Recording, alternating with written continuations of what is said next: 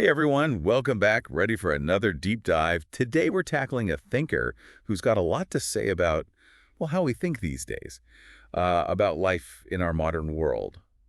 That's Byung-Chul Han. He's definitely someone who makes you pause and think, yeah.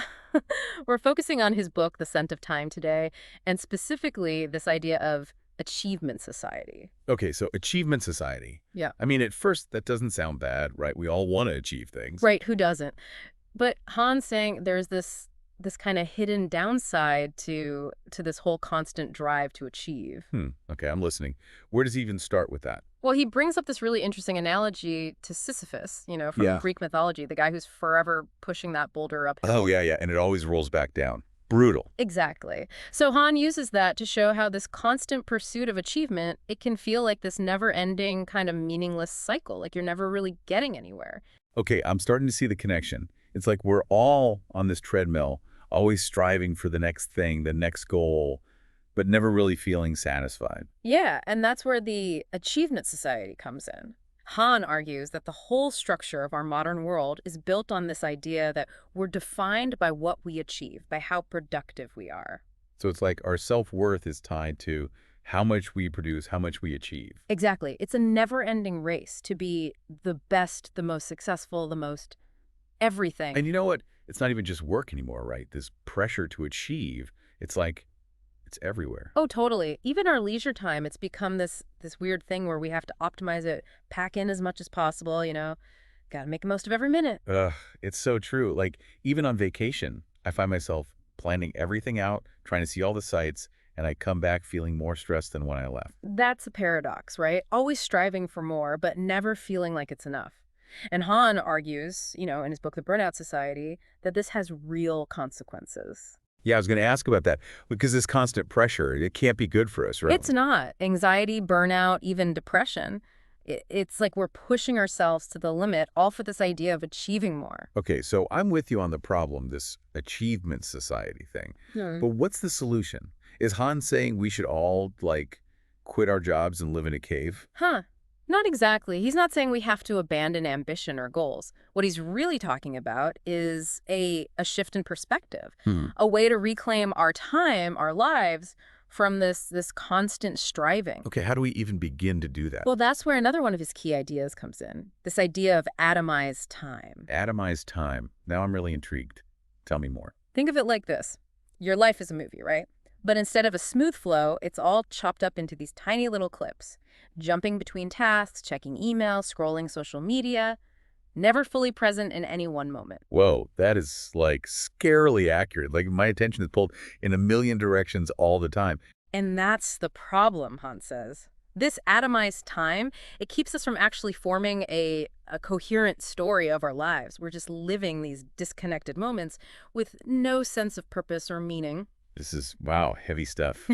Makes you think, So if this fragmented, achievement-driven way of living is the problem, Yeah.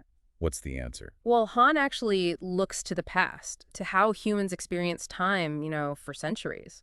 Religious rituals, seasonal cycles, community events, they all gave a sense of rhythm and continuity to life. Right, like Ramadan, for example.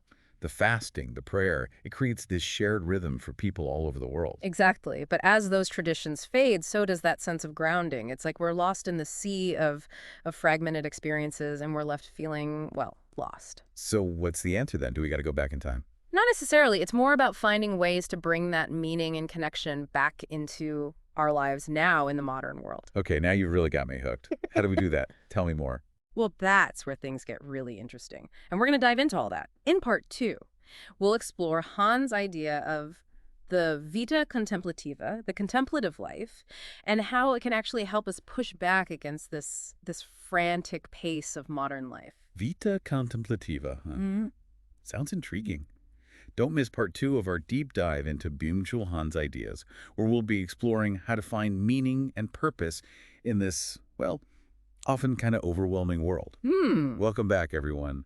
So we're picking up right where we left off, trying to figure out how to, actually live with all these ideas from Byung-Chul Han. Right. How to actually make them work in our lives in this crazy modern world. Yeah, exactly. And I think we were about to dive into this whole vita contemplativa thing. Yeah, the contemplative life. It sounds a little, I don't know, monkish, right? Like off in a monastery somewhere. Haha, yeah, that was my first thought too.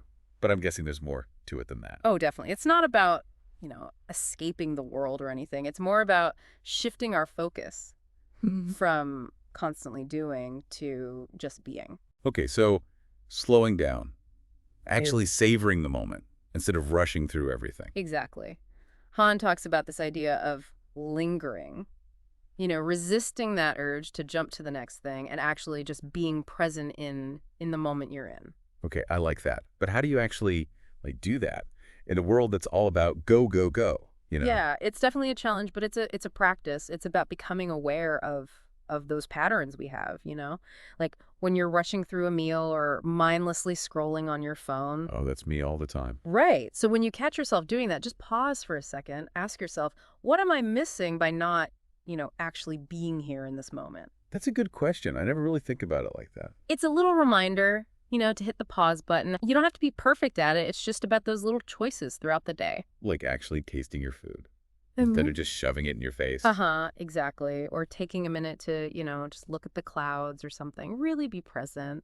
Okay, so it's about finding that balance, right? Between the vita activa, the active life, and the vita contemplativa. Yeah, exactly. Han talks about how we need to reclaim the value of leisure, not as a way to be more productive later, but just for itself. That's interesting because I think a lot of us, we feel guilty, if we're not constantly doing something. Totally. It's a waste of time.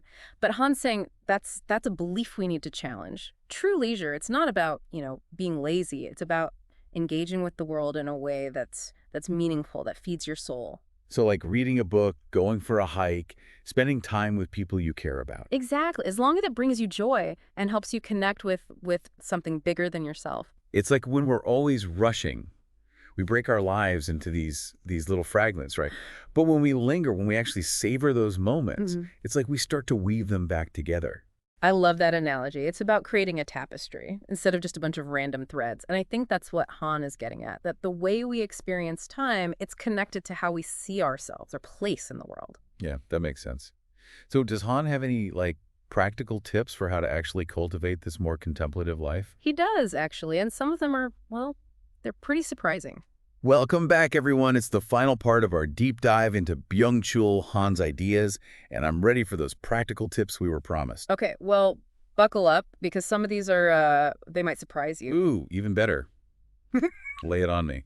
Right, so one of Han's suggestions is to cultivate something he calls negative thinking. Wait, hold on. Negative thinking. I thought we were trying to be more mindful, positive. I know, right? It sounds counterintuitive, but it's not about being pessimistic or focusing on bad stuff. It's more about creating space for reflection, for contemplation. Okay, so hitting the pause button on all the noise in our heads?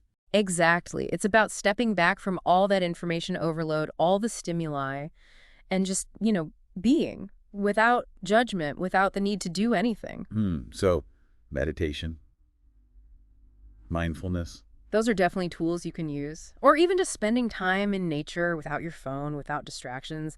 The key is to find that stillness, that silence, even if it's just for a few minutes. Okay, yeah, that actually makes sense. It's like creating space for our inner world, Yeah. In a world that's constantly demanding our attention. Exactly. And Han thinks that negative space it's essential for really living a more contemplative life. All right, so that's negative thinking. What else? Another thing he talks about is the power of ritual. Ritual, like with robes and chanting and stuff. Not necessarily. He's talking about creating meaningful patterns, practices in your life, Yeah. Things that give you a sense of structure, rhythm, connection. I like that. Like little anchors throughout the day or week, Yeah. To keep you grounded. Exactly. And it doesn't have to be complicated. It could be a morning routine, a daily walk, setting aside time for reading, or even just having a weekly meal with people you love. Yeah, the important thing is that it's meaningful to you. That's it.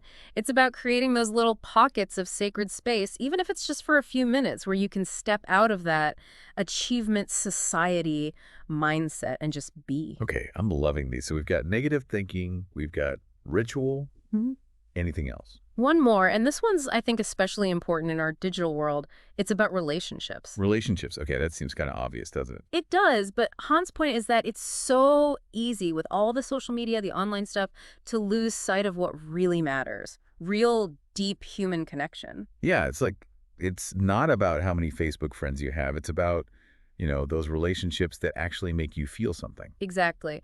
Prioritizing quality over quantity, just like with experiences. It's about those face-to-face conversations, the shared meals, the things that really allow you to connect on a deeper level. I think what I appreciate most about all of this is that it's not about rejecting technology or ambition or anything like that. It's about finding that balance, right? Totally. It's about being mindful, intentional with your time, your energy, creating space for stillness, for connection, for meaning, even in this crazy world that's always trying to pull you in a million directions. Well, this has been a really, really thought-provoking deep dive. I feel like I have a whole new way of looking at things now. Me too. And as we wrap up, I want to leave you with a few questions, to think about. Where do you feel that Sisyphus struggle in your life? How can you create more space for stillness, for reflection? What rituals bring you joy, bring you connection? And how can you nurture those relationships that really matter? Right. Those are great questions. Something for us all to think about as we, try to navigate this whole modern life thing. Thank you all so much for joining us on this deep dive. We hope you got something out of it. And until next time, keep exploring, keep questioning, and keep seeking those moments of, genuine connection and meaning in your everyday life.